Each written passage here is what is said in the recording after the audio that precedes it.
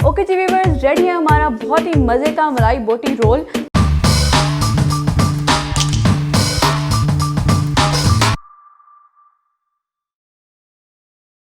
अस्सलाम वालेकुम व्यूअर्स, आज हमारे किचन में बनने जा रही है बहुत ही मज़े की मलाई बोटी रोल की रेसिपी। तो ये मैं बना रही हूँ 3 पार्ट्स में। तो मैं आपको बहुत ही इजी तरीके से करके बताने वाली हूँ ताकि आपको जिन लोगों को बिल्कुल कुकिंग नहीं आती वो भी इसको बहुत आसानी से बना सकते हैं। और बहुत ही सिंपल रेसिपी है, कोई इसमें रॉकेट साइंस नहीं है। आपने आराम से जो चीज़ें मैं बता रही हूँ आपने उसको नोट डाउन करते जाना है और स्किप नहीं करना आपने इसको, क्योंकि अगर आपको एक एक पॉइंट आप ठीक तरीके से देखेंगे तो आप बिल्कुल बाजार जैसा पराठा बना सकेंगे। तो चलिए जब बनाना स्टार्ट करते हैं। सबसे पहले हमें चाहिए है स्टेप 1 के लिए चीज़ें, जो कि हम बना रहे हैं मलाई बोटी। तो उसके लिए जो हमें चीज़ें चाहिए वो कुछ इस तरह हैं। यहाँ मैंने 1 पाव चिकन ले लिया है जिसको मैंने इस तरह से क्यूब्स में काट लिया है। बहुत छोटे आपने क्यूब्स नहीं करने, बस इतने ही रखने हैं। उसके बाद हमें चाहिए होगा यहाँ पे half tea spoon chicken powder, half tea spoon नमक, 1 टेबल स्पून भर के क्रीम, सूखी धनिया का पाउडर 1 हाफ टी स्पून काली मिर्च, हाफ टी स्पून सफेद मिर्च, हाफ टी स्पून भुना कुटा जीरा, 2 अदद यहाँ पे मैंने सब्ज मिर्ची ली हैं। अदरक और लहसुन का पेस्ट यहाँ पे मैंने लिया है 1 टीस्पून ये और 1 टीस्पून ये। उसके बाद हमें चाहिए होगा यहाँ पे दही, जो कि मैं ले रही हूँ यहाँ पे 3-4 टेबल स्पून। धनिया हमें चाहिए होगी थोड़ी सी, ज़्यादा आपने नहीं लेनी, बस थोड़ी सी ही। और 1 अदद हमें नींबू चाहिए है और साथ ही हमें चाहिए होगा थोड़ा सा पुदीना। तो यही हमारे इंग्रेडिएंट्स हैं, उसी के साथ हम बनाएंगे अपनी बहुत ही मज़ेदार मलाई बोटी।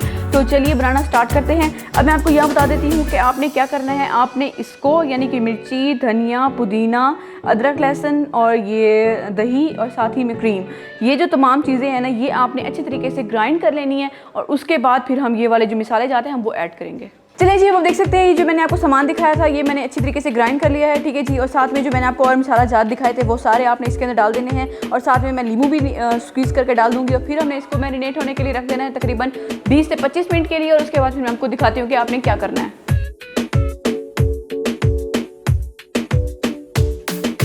चलिए जी, इसको हम 20 मिनट के लिए मैरिनेट होने के लिए रख देंगे। और फिर हम चलते हैं अब अपने स्टेप 2 की तरफ, तो जो कि है बड़ा आटे की डो हमने बनानी है। तो चलिए हम अब उसकी तरफ चलते हैं। चलिए जी, अब हमने तैयार करनी है यहाँ पे डो, ठीक है जी। तो आपने ये करना है कि आपने यहाँ पे चक्की का जो आटा होता है ना वो आपने यहाँ पे ले लेना है। ये 1 कप का मतलब मेजरमेंट है, 1 कप, ठीक है जी। आपने ये 1 कप ये लेना है, ठीक है। साथ ही आपने आधा कप और डालना है, ठीक है। इतना ये चक्की का आटा हो गया। साथ ही में आपने डाल देना है इसके अंदर मैदा, 1 कप से थोड़ा सा कम,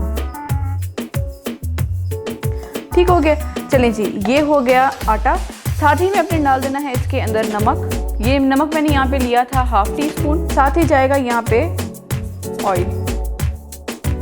ऑयल यहाँ पे मैं यूज़ कर रही हूँ तकरीबन 2 टेबल स्पून। अब हमने इसको अच्छे तरीके से मिक्स कर देना है। और पानी जो है बड़ा वो हम साथ साथ देखते जाएंगे, जितनी ज़रूरत होगी हमने उतना ही डालना है, ठीक है।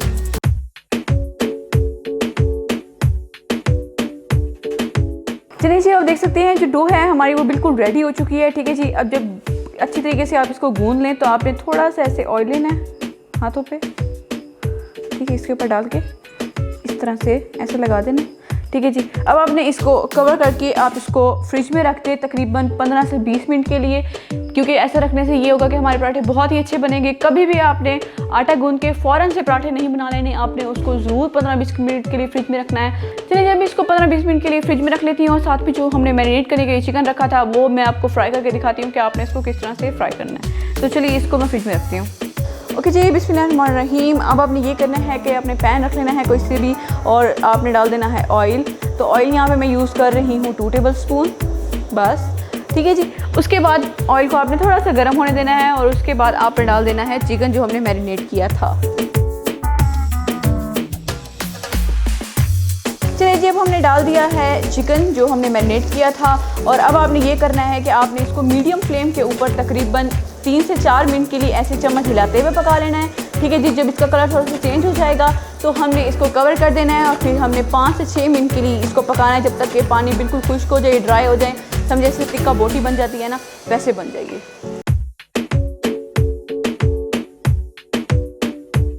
चलें जी, 2 से 3 मिनट हो गए हैं और हमने इसको इसी तरीके से चम्मच हिलाते हुए पका लिया था। और आप देख सकते हैं जो कलर है बोटियों का वो चेंज हो चुका है। अब आपने ये करना है कि आपने इसको कवर कर देना है और लो टू मीडियम फ्लेम के ऊपर आपने इसको 5 से 6 मिनट के लिए इसी के पानी में पकने देना है।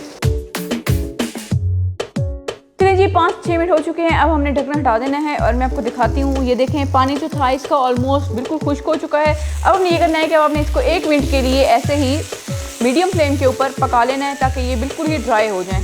ठीक है, चलिए जी, अब देख सकते हैं पानी जो है अपना वो बिल्कुल खुश्क हो चुका है। ठीक है जी, अब हमने फ्लेम को ऑफ कर देना है और अब मैं आपको दिखाती हूँ जो डो हमने फ्रिज में रखी थी वो मैं उसको आपको बताती हूँ कि आपने किस तरह से उसके पराठे बनाने हैं। तो चलिए अब उसकी तरफ चलते हैं। चलिए जी, डो हमने फ्रिज में रखी थी और अब आप देख सकते हैं ये बहुत ही अच्छे से सेट हो चुकी है।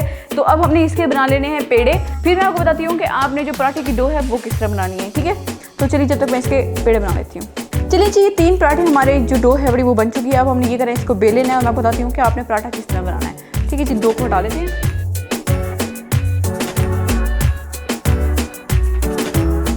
चलिए जी, अब देख सकते हैं हमने जो पेड़ा था वो हमने अच्छे तरीके से इसको बड़ा कर लिया है। ठीक है जी, अब आपने ये करना है कि अब आपने इसके ऊपर लगा देना है घी और साथ ही में हमने थोड़ा सा मैदा स्प्रिंकल करना है। ठीक है जी, अब हमें ये करना है कि आपने इसको यहाँ से थोड़ा सा लगा देना है कट।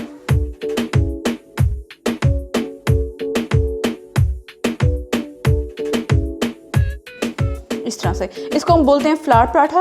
ठीक है जी, तो अब आपने ये करना है कि आपने इसको पीछे से इस तरह से यूं करना है। ठीक है, ये देखें इस तरह करके हमने जो सारी हमारी तीनों पराठों की डो थी मैं इस तरह से तैयार कर लेती हूँ, फिर मैं आपको दिखाती हूँ। चलिए जी, अब हमने इसको बड़ा कर लेना है।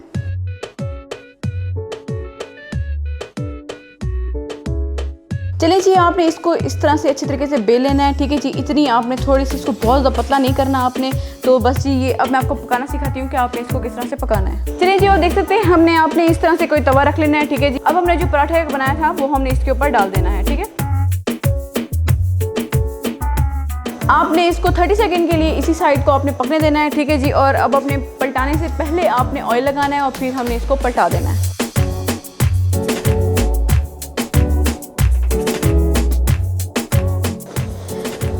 चलिए जी, अब आपने ये करना है कि आपने इसको बहुत ज़्यादा नहीं शोक करना क्योंकि फिर वो सख्त हो जाएगा। तो आपने इसी पॉइंट पे आपने इसको उतार लेना। अब इसको दोनों साइड से हमारा बहुत ही प्यारा सा ब्राउन सा कलर आ चुका है। तो इसको मैं उतार लेती हूँ। इसी तरीके से अपने जो दो पराठे और थे उसको भी मैं पका लेती हूँ। फिर हम चलते हैं स्टेप 3 की तरफ। चलिए जी, अब हम चलते हैं अपने स्टेप 3 की तरफ जो है कि सॉस बनानी है हमने।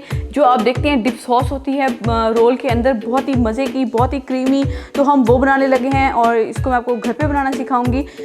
आपने यहाँ पे ले लेनी है 3 से 4 टेबलस्पून मायोनीज। साथ ही हमें चाहिए होगा 1 tablespoon cream, half tea spoon यहाँ पे सॉल्ट लिया है, हाफ टी स्पून लाल मिर्च की powder, half tea spoon white paper, half tea spoon black pepper और हाफ टी स्पून यहाँ पे मैंने लिया है लहसुन। तो यहाँ पे लहसुन मैंने फ्रेश लिया है, उसको मैंने कूट लिया है। अगर फॉर एग्जांपल आप यहाँ पे लहसुन का जो पाउडर होता है वो यूज़ करना चाहते हैं तो आप वो भी यूज़ कर सकते हैं, वो आप हाफ टी स्पून ले लें। तो चलिए ये इंग्रेडिएंट्स हैं और इसी के साथ हम बनाएंगे अपनी मज़ेदार डिप सॉस। तो चलिए मैं आपको बताती हूँ। अब आपने ये करना है कि आपने इस तरह से ये जो क्रीम है इसको बीच में डाल देना है और साथ ही में जो सारे मसाले हैं आपने वो भी डाल देने हैं।